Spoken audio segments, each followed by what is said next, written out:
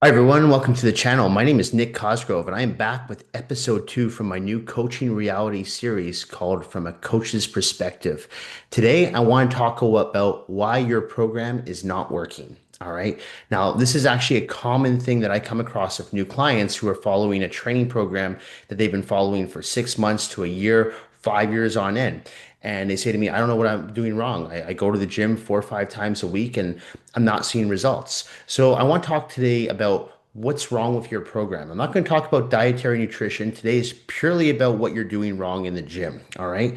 So, first thing I notice with a lot of people who go to the gym and follow a training program is they're not training enough. All right, this is a big one, and it should be an obvious one, but it's a big one. A lot of people start off with a plan to go to the gym 3, 4 times a week, and that might go for the first month, right? And a lot of New Year's resolutioners do this.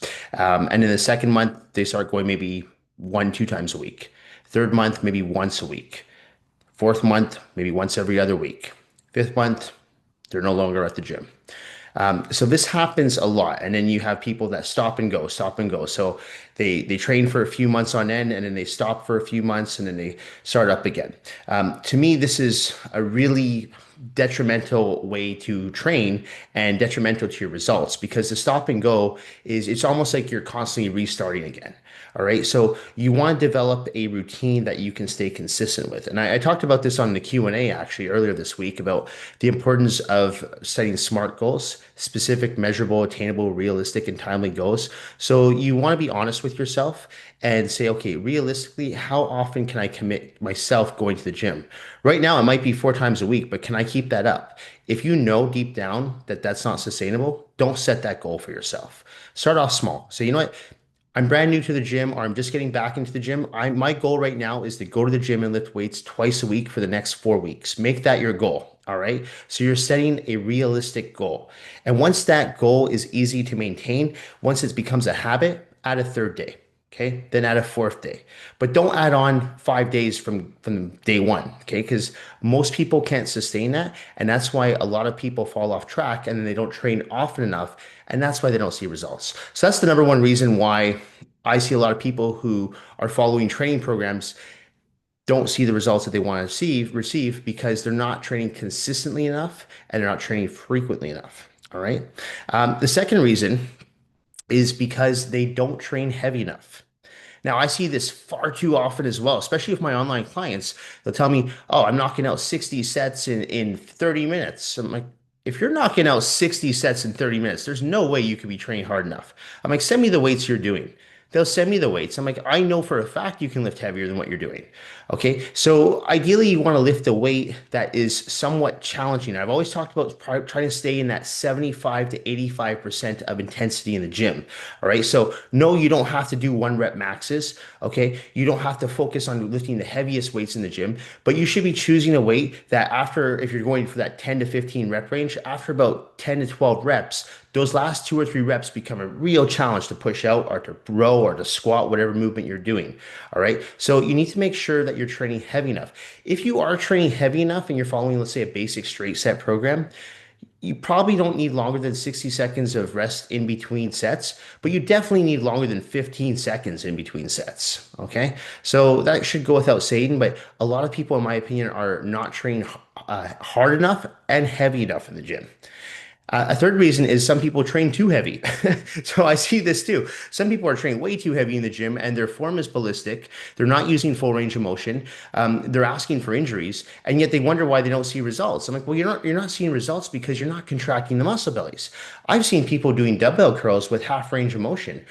Seen people squatting where it doesn't even look like the bar has left the squat rack. It's just like up and down like this, right? I've seen people bench press where the bar is like 4 inches away from their chest. So you've got to utilize full range of motion and you have to make sure you choose a weight that you can focus on the eccentric and the concentric contraction. Okay. It's not about just going to the gym and lifting the heaviest amounts of weight. At the same time, as I said in the second point, you want to make sure you are using a weight that is a challenge. So you pick that 75 to 85% threshold, you push yourself, and those last 2 or 3 reps should be a challenge. I mean, I honestly, every rep should be a challenge to a degree, but those last 2 or 3 you should barely be able to push out. Still keep your form. If you start to lose form, then decrease your weight, obviously.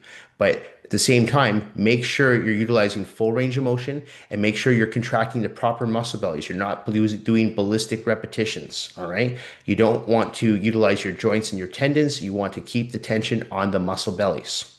All right. So that's the first three reasons. All right. I've got a list here. So I actually have seven reasons. The fourth one that I notice is that a lot of people are guilty of resting too long between sets. All right. So how I just talked about how some people just go every 15, 20 seconds because they're training too light. Some people rest for 2, 3, 5 minutes in between sets. Now, what happens when you are resting that long between sets, your muscles are fully recovered. If your muscles are fully recovered, you're not going to recruit new muscle fibers. So you're not going to grow. You're not training in hypertrophy. You're more so training for powerlifting at that point, right? And that's what a lot of powerlifters do. They'll do 3 to 6 reps and then they'll rest for 3 to 5 minutes. But remember, a powerlifter's objective is to train for pure raw strength and power.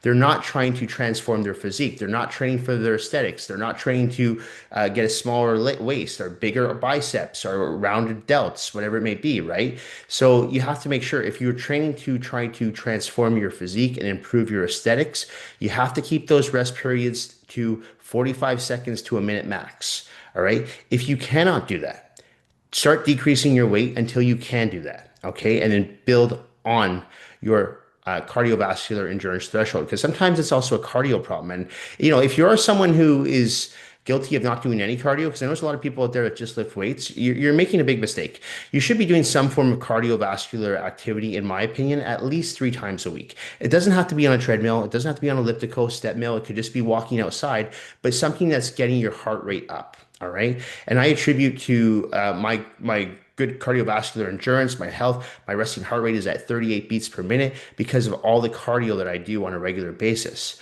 I walk everywhere. All right. And that right there helps keep my cardiovascular endurance strong. I take very little rest periods between sets and I still lift fairly heavy weight that I can control. So you don't want to be resting too long in between each sets. All right. So that's reason number four. All right.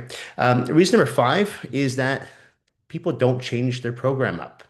All right. If you're doing the same thing over and over again and you're expecting a different result, you know what that's the definition of pure insanity. All right. So if you've been following the same, let's say, leg program for a year and your legs have not grown, you don't see any definition, and you're training hard and you're resting 45 seconds to a minute between sets, you're not training too heavy, you're not training too light, but whatever you're doing, it's not working. Change up your goddamn program. It's not working for you. So you have to change up the exercises. Whether that means you change up the sequence of your exercises, maybe that means add in some supersets, maybe some circuit training, some drop sets, but change up what you're doing. Don't keep going to the gym and doing the same thing day in, day out and expect a different result. Okay, that's not going to happen. All right. Really, that is the definition of insanity. It's just pure madness. So don't be afraid to make changes. You don't have to change the whole program. If you're doing a leg workout, and I've talked about this in the past, if you like to start your leg workout off with barbell back squats, it could be so simple as putting barbell back squats at the end of your workout and maybe putting walking lunges at the beginning. So you do some pre-exhaust techniques. Or keep your barbell back squats at the beginning of your workout, but throw in a triple drop set. Right? So change up your training strategies as well. Don't be afraid to try something new. And this is why a lot of people hire personal trainers is because they've run out of ideas, and a good trainer will look over their program and go, okay, it looks like you are training hard. It looks like you're training correctly. You're following a 10 to 15 rep range. You're resting like 45 seconds, 60 seconds max between sets. But why don't we try changing up the sequence of the exercise you're doing? Why don't we try adding in some different training methods? Like I said, drop sets, supersets, circuit training, time under tension. So you can get some assisted reps as well. Someone can help you with assisted presses or assisted pulls if you have a spotter. So these are all strategies you can implement into your workouts to help you surpass a plateau. So don't be afraid to switch up your program from time to time. All right. Reason number six is that people change their program too often. Now, I see trainers doing this. And I feel like a lot of personal trainers feel as if they're under pressure to entertain their clients. All right. So they feel like they have to constantly keep reinventing the wheel and every workout has to be something brand new. And the reality is that brand new every single time. If the client is constantly learning new exercises and it's constantly teaching someone how to do an exercise, and there's a lot of back and forth, okay, do this, now move this, and there's a lot of instruction. There's not a lot of training. There's a lot of talking. Okay. So what I like to do with my clients is I teach them the compound movements first, always. Those are the bread and butter exercises. So I'll make sure the person knows how to squat. I'll make sure that person knows how to deadlift. I'll make sure that person knows how to do a bench press. Okay. So once we have all those three lists down, now we can start adding on more isolation work. We can start adding on more refinement work, and we can start throwing in different exercises as the client progresses with his or her physique. All right. But I don't just try to change up the workout to keep things entertaining. I don't give a damn if I'm entertaining people.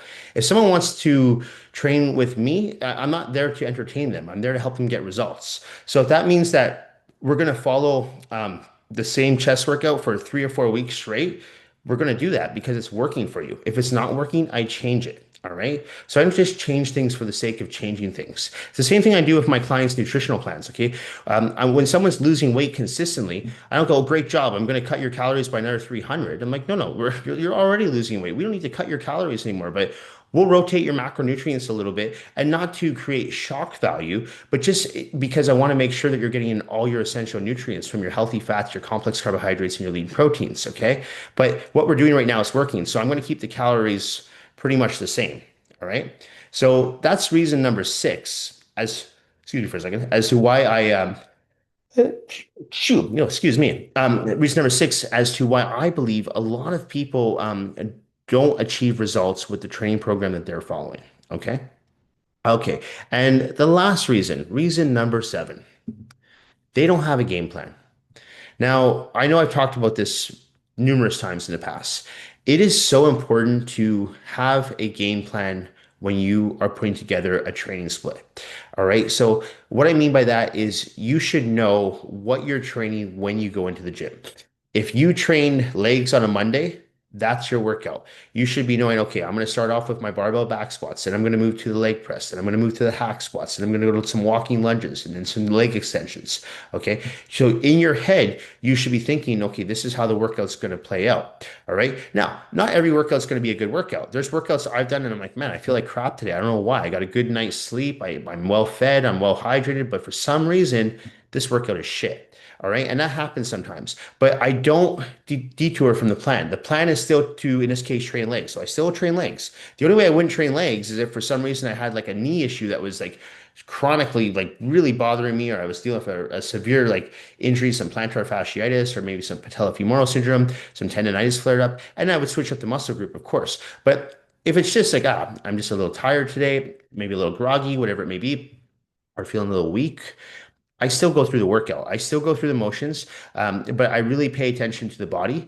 and I really listen to what my body's telling me. So if my body's saying, hey, you know what? I know you squatted 315 last week, but something doesn't feel right. Let's take it down a bit and squat 225. We'll just increase the reps. I'll do that, no problem. Okay. So you really want to listen to your body. You want to have a game plan. If you do not have a game plan, you are going to fail. 100% you're going to fail. All right. You cannot go into the gym and wander around aimlessly and expect to see results. That's not going to happen. All right. So go in with a strategy. If you're working out twice a week and you have an upper body day and a lower body day, that's great. But you should know ahead of time, okay, this is what I'm going to do. I'm going to do these exercises in this order. If you're at a commercial gym, you might have to switch up your order a little bit. I understand it gets busy, but you should be able to think on your toes and go, okay, well, I can't do an incline dumbbell bench press right now, but you know what? The barbell is available. I can do an incline barbell bench press. All right. So it's important that you have a vast vocabulary of exercises at your disposal. If you do not, hire a trainer to teach you these exercises so that you can go into any gym, and know exactly, okay, today I'm training chest, or today I'm training back, today I'm training shoulders, whatever it may be. And I don't care if all the machines are in use. I've got a pair of dumbbells. I can get a great workout. I just posted a video on my Instagram last week of a full upper body workout that was done just with a set of dumbbells. Okay. 11 exercises. One was of an easy bar, but 10 of those exercises were just a set of dumbbells and a bench. All right. And that was an upper body workout that I did. It was great upper body workout. Okay. So you can do tons of different exercises as long as you understand how to execute these movements correctly. You also have to understand different planes and ranges of motion. All right. So you have to know if you're working in your frontal plane, your coronal plane, your sagittal plane, and so on. Again, if you don't know these things, no big deal. But it does help to have a trainer or coach in your corner that can teach you how to utilize these planes and ranges of motion to help you build more muscle. All right. So you have to have a game plan. All right. So, in my opinion, those are the 7 reasons why most people's programs don't work. All right. And if you want your program to work, then make sure that you're not doing any of these 7 reasons. Okay. And if you feel like, man, I don't know everything I do in the gym, I'm just not seeing results, then at the end of the day, you might want to consider working with a personal trainer. Now, it doesn't have to be me. It could be someone, if you live somewhere else and you want to work with someone in-house, say you live in, I don't know, somewhere in the US, in California or New York, and you're like, I think I'd really benefit from working with someone in person. I say do it 100%, but do your research. Make sure that you check out that trainer's credentials. What I mean by that is look for testimonials, Google reviews, their education background, right? Their experience. Ask for testimonials from other clients. That's the one I always tell people. Look for them either on their website or say, hey, do you have a few clients that might be able to just I could talk to? Or I have clients that do that all the time for new clients. They go, no problem. Yeah, send me an email, and they always give me a glowing recommendation. All right. So it's important that the trainer has that and that you have faith and confidence in the person that you're working with. All right. So, like I said, if you're at wit's end and you don't know what to do, my recommendation, work with someone that can help you. Okay. So, whether that's in person or online with a coach like myself, it can make a world of difference with your health and your physique. Anyway, that's it for this episode. This episode will be going up on Wednesday, January the 28th. As a reminder, if you do have any questions pertaining to your training program, nutritional plan, supplements you are currently taking, not taking, or considering taking, please feel free to email me at nick@foreverfitperformance.com, or you can DM me on my Instagram at fitcosgrove_. Thank you all for watching, and I will see you all next week. Bye for now.